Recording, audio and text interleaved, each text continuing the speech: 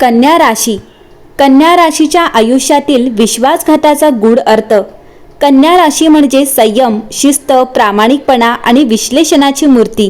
या राशीचा स्वामी बुध असल्यामुळे त्यांच्या विचारांमध्ये तर्क, बारकाई आणि सत्य शोधण्याची नैसर्गिक प्रवृत्ती असते. कन्या राशीचा व्यक्ती कोणत्याही नात्याकडे हलक्यात पाहत नाही. तो प्रत्येक नात्याची जबाबदारी घेतो, त्यात वेळ, भावना आणि प्रामाणिकता गुंतवतो. म्हणूनच जेव्हा त्याच नात्यातून विश्वासघात होतो तेव्हा ती वेदना फक्त बाह्य नसते, ती आत्म्याला भिडणारी असते. कन्या राशीचं जीवन वरून पाहिलं तर व्यवस्थित आणि स्थिर वाटतं, पण आतून त्यात अनेक संघर्ष चालू असतात. त्यांना वारंवार अशा परिस्थितींचा सामना करावा लागतो जिथे त्यांना स्वतःच्याच लोकांकडून निराशा मिळते. मित्र असो की नातेवाईक, सुरुवातीला सर्व काही व्यवस्थित दिसतं, पण वेळेनुसार खरे रंग समोर येतात. या सगळ्यामागे फक्त मानवी स्वभाव कारणीभूत नसतो, त्यात कर्मचक्राचाही मोठा वाटा असतो. कन्या राशीच्या व्यक्तीला आयुष्यातील धडे अनेकदा नात्यांमधून शिकवले जातात. प्रत्येक विश्वासघात त्यांना दोन गोष्टी शिकवतो. एक म्हणजे स्वतःची किंमत ओळखणं आणि दुसरं म्हणजे योग्य आणि अयोग्य लोकांमधला फरक समजून घेणं. हे भविष्य फक्त दोष शोधण्यासाठी नाही, तर या संपूर्ण प्रक्रियेचा आध्यात्मिक आणि मानसिक अर्थ समजून घेण्यासाठी आहे. मित्रांचा विश्वासघात जास्त वेदनादायक की नातेवाईकांचा? आणि हे सगळं आपल्या भूतकाळातील कर्मांचं फळ आहे की इतरांच्या कृतींचा परिणाम? या प्रश्नांची सखोल उकल इथे करण्याचा प्रयत्न आहे. मित्रांचा विश्वासघात म्हणजे काय? तर स्पर्धा, मत्सर आणि मानसिक खेळ. कन्या राशीचे लोक स्वभावातच परिश्रमी, वेळेचे पक्के आणि शिस्तप्रिय असतात.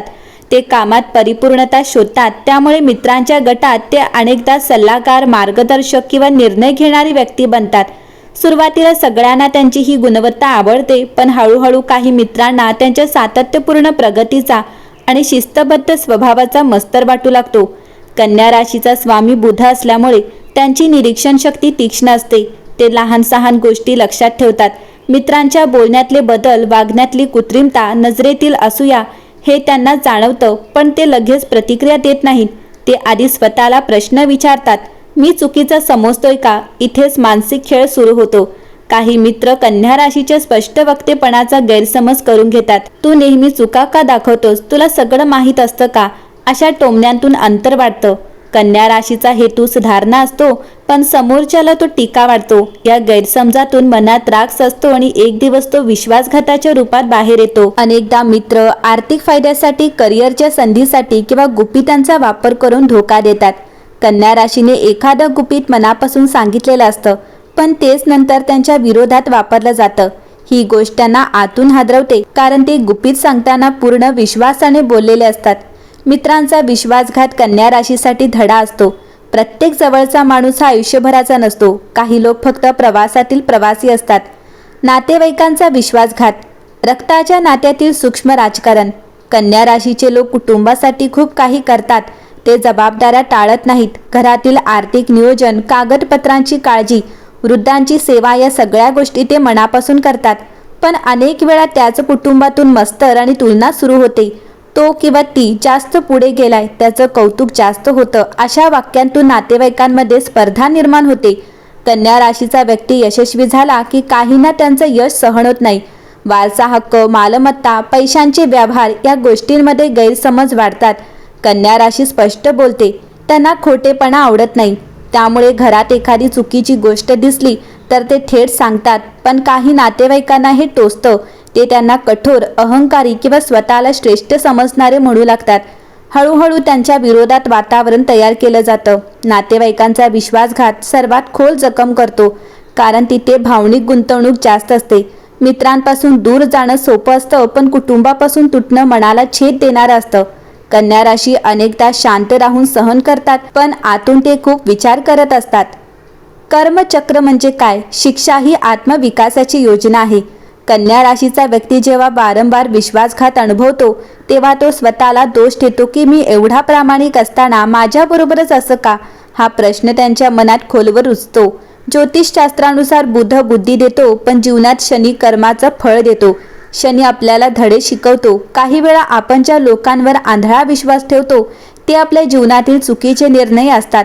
कर्मचक्र त्या चुकीच्या नात्यांना तोडून आपल्याला योग्य मार्गावर आणतं. कर्मचक्र नेहमी पापाची शिक्षा नसते, कधी ते संरक्षण असतं, चुकीच्या लोकांपासून वेगळं करणं, खऱ्या लोकांची ओळख करून देणं, आत्मनिर्भर बनवणं, हेही कर्मचक्राचंच काम असतं. कन्या राशीचा आत्मा शिकण्यासाठी आलेला असतो. प्रत्येक वेदना त्यांना अधिक सजग बनवते.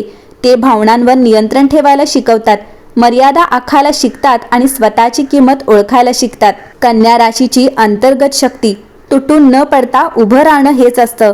विश्वासघातानंतर अनेक राशी भावनांमध्ये वाहून जातात, पण कन्या राशीचा स्वभाव वेगळा असतो. ते आधी शांत होतात, मग घटनेचं विश्लेषण करतात.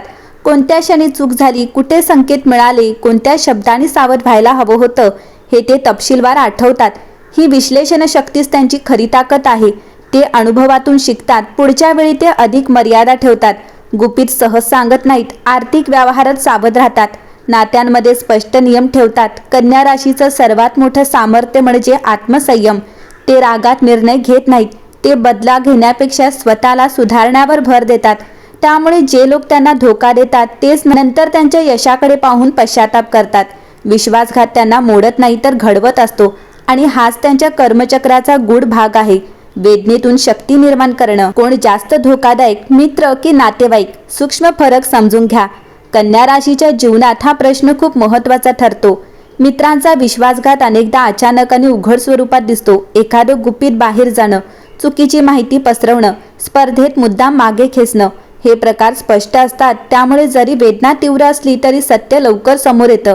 पण नातेवाईकांच्या बाबतीत परिस्थिती अधिक गुंतागुंतीची असते. इथे विश्वासघात हळूहळू वाढतो. समोर गोड बोलणारी पाठीमागे वेगळी भूमिका घेणं, वारसा हक्कात अडथळे निर्माण करणं, कुटुंबात तुमची प्रतिमा खराब करणं, हे सगळं सूक्ष्मपणे घडतं. कन्या राशीची निरीक्षण शक्ती तीक्ष्ण असल्यामुळे त्यांना हे बदल जाणवतात. पण रक्ताच्या नात्यामुळे ते लगेच निष्कर्ष काढत नाहीत. मित्र स्वार्थासाठी दूर जातात, पण नातेवाईक तुलना, अहंकार आणि जुन्या रागांमुळे विरोधात उभे राहू शकतात. म्हणून कन्या राशीने दोन्हीकडे संतुलित जागरूकता ठेवणे आवश्यक आहे. अतिविश्वासही नको आणि अतिसंशयही नको. स्पष्ट संवाद, लिखित व्यवहार आणि भावनिक मर्यादा या गोष्टी त्यांच्यासाठी अत्यंत आवश्यक ठरतात. ग्रहयोगांचा सखोल प्रभाव. बुध, शनी, राहू आणि कर्मधडा. कन्या राशीचा स्वामी बुध असल्यामुळे बुद्धी, विश्लेषण आणि संवाद हे त्यांच्या जीवनाचे मुख्य आधार असतात. पण जर जन्मकुंडलीत बुध नीचस्थ, पापग्रहाने ग्रस्त किंवा अशुभ भावात असेल तर चुकीच्या लोकांवर विश्वास ठेवण्याचे प्रसंग वाढू शकतात. संवादातील गैरसमज, चुकीचे शब्द किंवा भावनिक निर्णय यामुळे नात्यांमध्ये ताण निर्माण होतो. शनी हा कर्मफळाचा ग्रह आहे. शनी जर कठोर स्थितीत असेल तर तो व्यक्तीला नात्यांमधून कठीण धडे शिकवतो. विश्वासघात हे अनेकदा शनीचं साधन असतं. तो व्यक्तीला सांगतो, भावनांपेक्षा वास्तव पहा, मर्यादा राखा आणि स्वावलंबी बना. राहू भ्रम निर्माण करतो. तो लोकांना आकर्षक मुखवटा घालून समोर आणतो. कन्या राशीच्या व्यक्तीला एखादा माणूस अत्यंत प्रामाणिक वाटतो, पण नंतर त्याचा खरा चेहरा समोर येतो.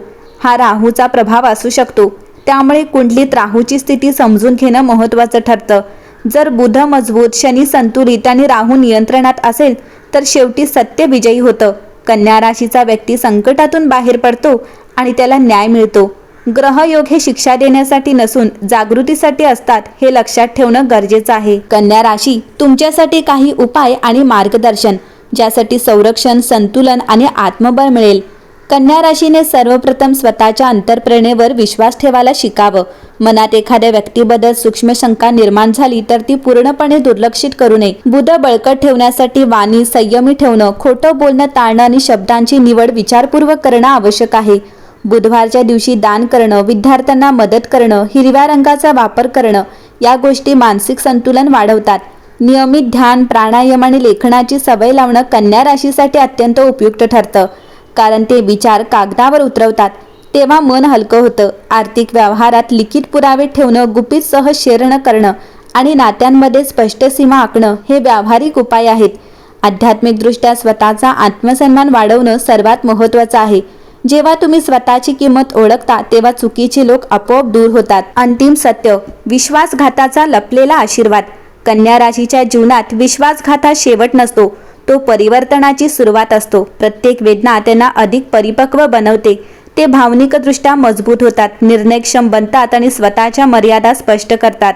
कर्मचक्र अत्यंत अचूक असतं. जे लोक फसवणूक करतात त्यांना त्यांच्या कृतीचं फळ मिळतंच, पण कन्या राशीने बदला घेण्याऐवजी स्वतःच्या प्रगतीवर लक्ष केंद्रित केलं तर ते अधिक वेगाने पुढे जातात. त्यांच्या जीवनात योग्य लोक उशिरा येतात पण कायमचे राहतात. शेवटी विश्वासघात हा तुमचा कमकुवतपणाचा पुरावा नसतो, तो तुमच्या निरागसतेचा आणि प्रामाणिकपणाचा दाखला असतो. कन्या राशीची खरी शक्ती म्हणजे सत्यावर ठाम राहणं, संयम राखणं आणि प्रत्येक संकटातून स्वतःला नव्याने घडवणं, आणि हेच त्याच्या विजयाचं गुपित आहे.